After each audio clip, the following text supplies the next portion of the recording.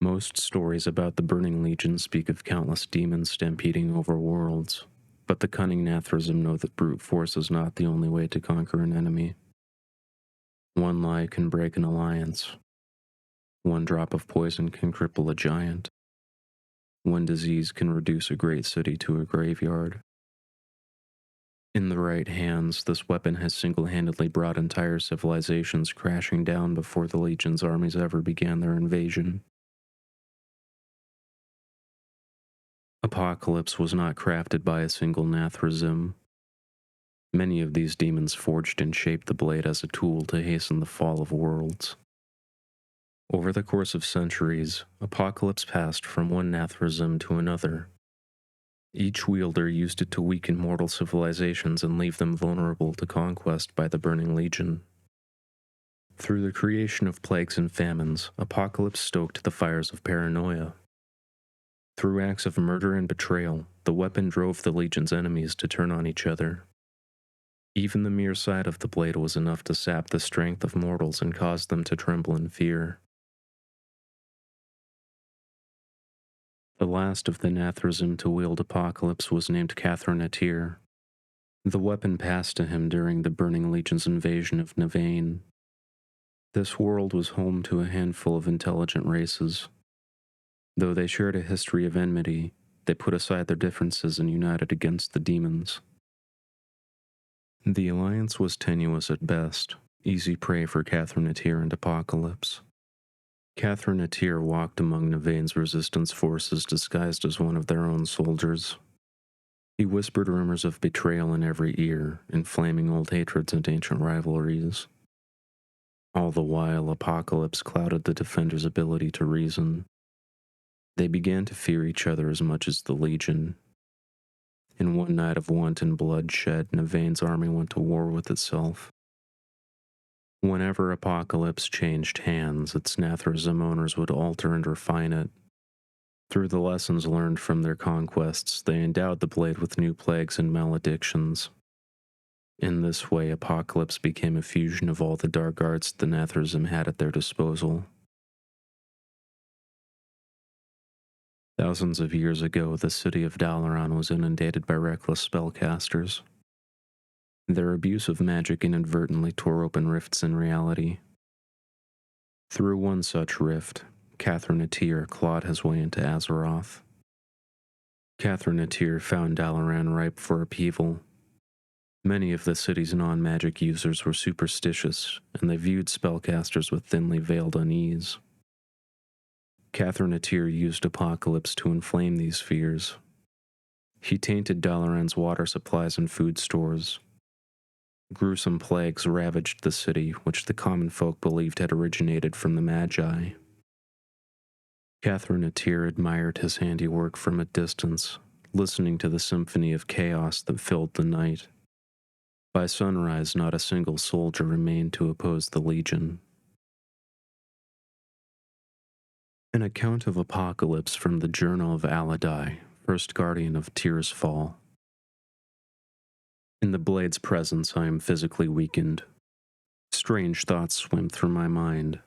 Dark things I will not repeat here. The weapon has a way of dredging up fears long forgotten and giving them new life, and these are just some of its tamer qualities. I have requested that we destroy the weapon, but the other council members have reservations. They would prefer we lock it away alongside other artifacts recovered from demons. It is not the ideal course, but so be it. If this council is to survive, it must do so through mutual trust and understanding. My only hope is that it never sees the light of day again. If not for Guardian Aladai, Dalaran might have destroyed itself. He was part of the Council of Tirsfal, a secret order of magi formed to protect Azeroth from demons.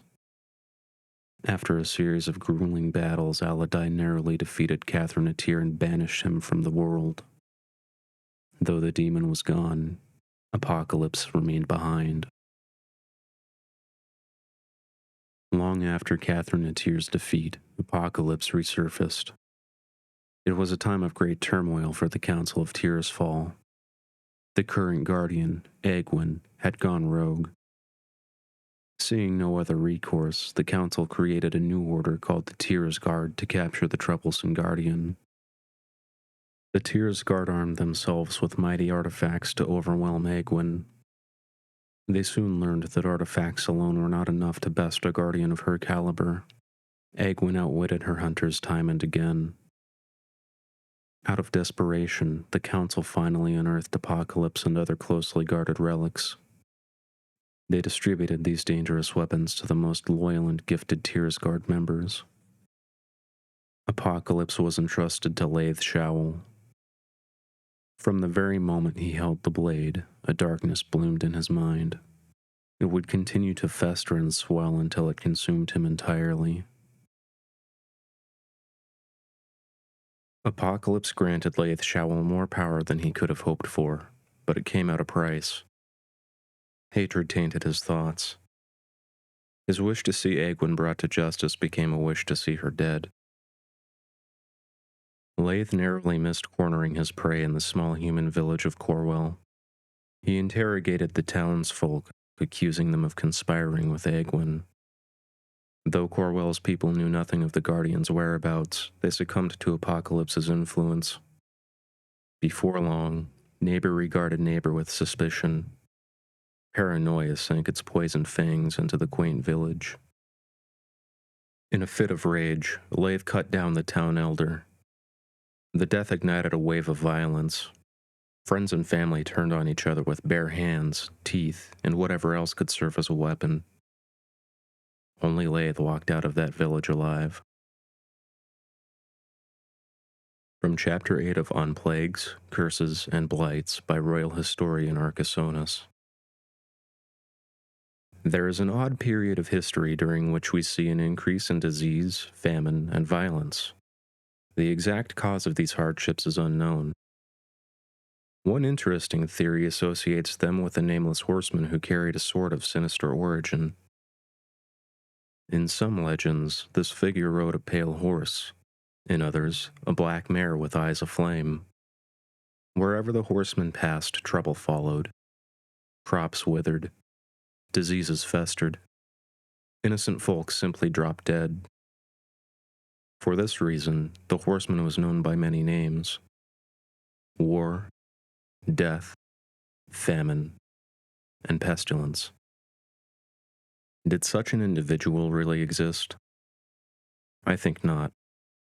Attributing plagues and such to a physical entity was just a means for the people of the time to cope with phenomena beyond their control.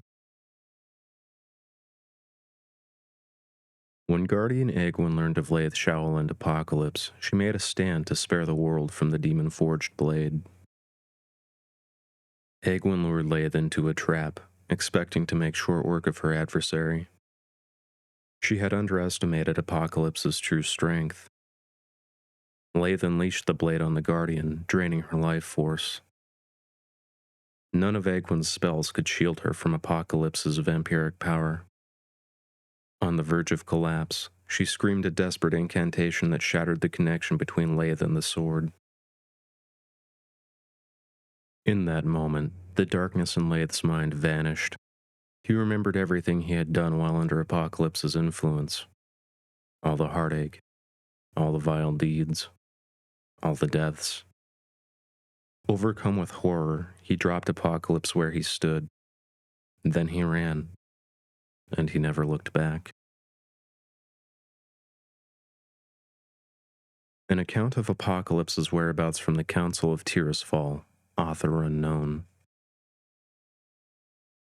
It is unclear where Laith Showl disappeared to, or whether he is still alive. As for Apocalypse, Tears Guard agents have reported that Egwene attempted to destroy the blade and neutralize its powers, but she failed to do so. She then took steps to seal the weapon away in a place where no one would find it. There are a few prevailing theories about its current resting place. The first is that Egwene buried the sword at the site of her battle with Laith and shrouded it in a veil of magic. The second is that she encased the weapon in an arcane shell and cast it into the fiery heart of Black Rock Mountain. Though it will take time, our agents will uncover the truth and reclaim the blade. Laith Showell never saw Apocalypse again, but in a cruel twist of fate, it would pass to his offspring. After his battle with Guardian Egwin, Laith settled in Stormwind City and started a family. He spent his days helping those in need as a way to atone for his past. His son, Aridin, did not live such an altruistic life. Aridin traveled the lands of Stormwind with a group of dubious merchants. These grifters sold counterfeit elixirs and artifacts, swindling innocent folk out of their personal fortunes. When the merchants tried to sell their wares to Guardian Medivh in Karazhan, their luck changed. Medivh saw straight through their lies. To punish the merchants, the Guardian cursed them to act as his servants. Aridin and his fellow con artists became known as the Dark Riders. From that day forward, they would haunt the land, seeking out lost artifacts and bringing them to Karazhan. One of the artifacts recovered by Aridin was Apocalypse. Aridin knew nothing of Apocalypse's origins or its deadly powers, but due to his father's history with the weapon, he felt an unnatural pull toward it. The need to find Apocalypse burned within Aridin's soul, and he led the Dark Riders on a feverish search to uncover the mysterious artifact. The Dark Riders scoured the lands of the Eastern Kingdoms before finally discovering the blade in the Badlands. Despite Egwin's efforts to hide Apocalypse, it had somehow surfaced again. Who had abandoned the weapon in this place, Aridin did not know, nor did he care. Aridin held the blade aloft, and the burning need within him finally subsided.